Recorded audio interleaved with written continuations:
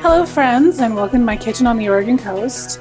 Today I am going to spread a little more nostalgia. I also have the recipe for the LA Unified School District coffee cake, which they still serve apparently. I just found out. And yeah, it's yum yum. So one of the things I did when I was looking at the recipe is I messed up, and I'm showing you this because it's a mistake that a lot of people will probably make, but there's a method to this madness. So what I accidentally did was I put the baking soda and the baking powder in this bowl with my dry when I shouldn't have. So I'm taking that out now, and it's a teaspoon of each, baking soda and baking powder. The reason that I'm taking these out and putting them in with my wet is because this is going to now get blended and mixed. I'm blending this because, or this has to be blended up until it's crumbly, and then I'm going to take half a cup out and reserve it for the top. And so you don't really want the flavors of baking soda and baking powder in that. And it's something I should have considered when I did this, but wasn't thinking. It was in kind of like autopilot, and so I didn't do it that way. But now I'm just going to go ahead and I'm going to reserve what it says to reserve, which is half a cup. This is a little more than half a cup, so I'm going to put some back. And to that, I'm going to set that aside. Now I'm going to come over here and I'm going to mix my wet ingredients. Hopefully we'll see a nice reaction here with the baking soda and baking powder. And yeah, it's a little... It's foaming up.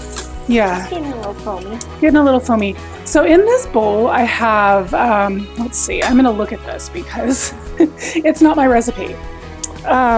In this bowl I've got 1 large egg, I've got 1 cup of buttermilk, and I've got a 3/4 of a cup of neutral oil. In the recipe, it's from 1954. It actually said to use salad oil, and I was just like, salad oil would be olive oil for me, thank you very much. And I don't think we want that flavor, and maybe I'll try it with olive oil sometime. Olive oil cakes can be very good.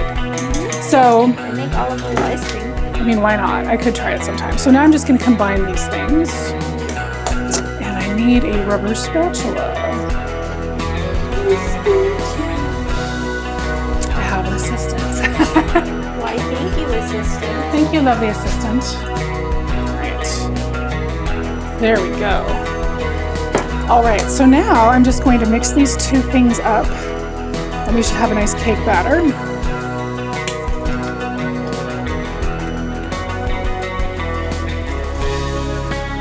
It's looking a little thick, but it's not too bad. It smells good. I'm surprised there's no vanilla in this, but I'm doing it as written. If I were doing my own version, I would add vanilla, but whatever. It's all good. Okay, and I think I might only need one of these 9x9s. I don't know. It's possible. Yeah, this recipe is very simple. All right, I'm just gonna call that good. Okay, so we are just gonna call this 1 pan, and that is fine. Okay. So now I am supposed to add 1 teaspoon of cinnamon to this mix. Are you not going to talk about what's in the dry mix? Oh, yeah, I will. So there we go. All right. So for the dry mix, which I failed to mention earlier, we have 2.5 cups of flour, 1 cup of brown sugar, 1/2 cup plus 1 teaspoon of granulated sugar, 1 teaspoon of salt, 1 teaspoon of nutmeg, and then a teaspoon of baking soda and a teaspoon of baking powder, but they do not go in. And that's why they were, because it was curious to me too as to why sometimes when I look at a recipe, things will just be all over the place and it's a big jumble and doesn't make any sense. Sometimes they actually do it in the order that you're supposed to do it, and I should have been paying attention to that because the baking soda and the baking powder come in after the wet ingredients. And that was right. That was the correct way to do it. So good for you, recipe writer. All right, so now I'm going to add this on top, this crumble. There's actually quite a bit of it, which is nice.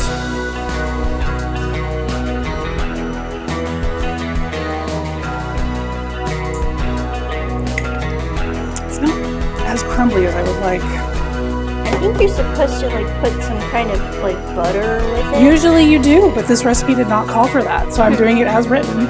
All right, so this is now going to go into the oven and bake for about half an hour at 350 degrees.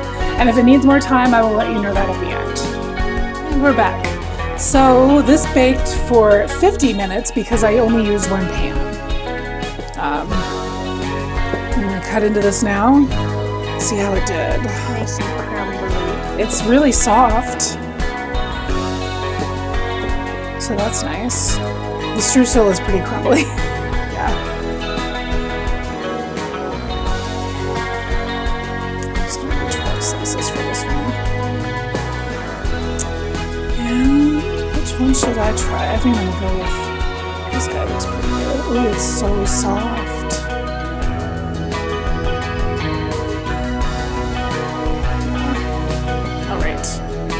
This looks really good.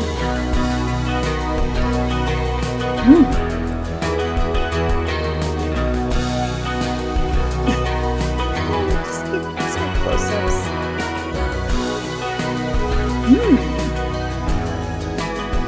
Streusel's good. Oh, that's how I'm gonna grab a fork.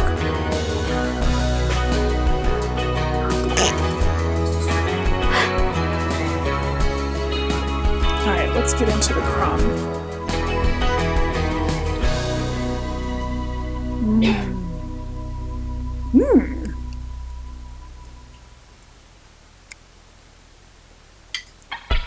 Yummy. Yeah, this is really good. I did end up having to doctor up the streusel a little bit. I'm not entirely sure what happened with this recipe. It just wasn't fully ready. Yeah, it didn't call for butter in the top. So I went ahead and I doctored it as well as I could. I was like thinking about it, and when I baked it at first, I thought maybe the sugar would melt and like do kind of like a, you know, just like a thing that would bring everything together. That didn't happen, and it was this weird powdery thing. So I went ahead and I took the powder off of it. I added butter to it and I added some oats. And then I put it under my broiler for a couple of minutes. And it's better than it was. The burnt bits kind of taste like coffee. Yeah, but when I go to write this out, I'm going to amend the streusel part of it because I think that the recipe that I received for this just wasn't complete. But the cake tastes pretty good. It's really spongy and soft and just what I remember, and it's really good.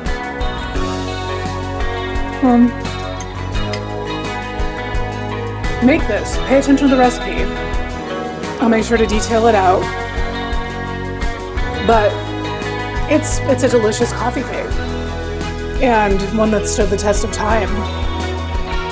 So yeah, like, share, subscribe, be excellent to each other, and I'll see you next time.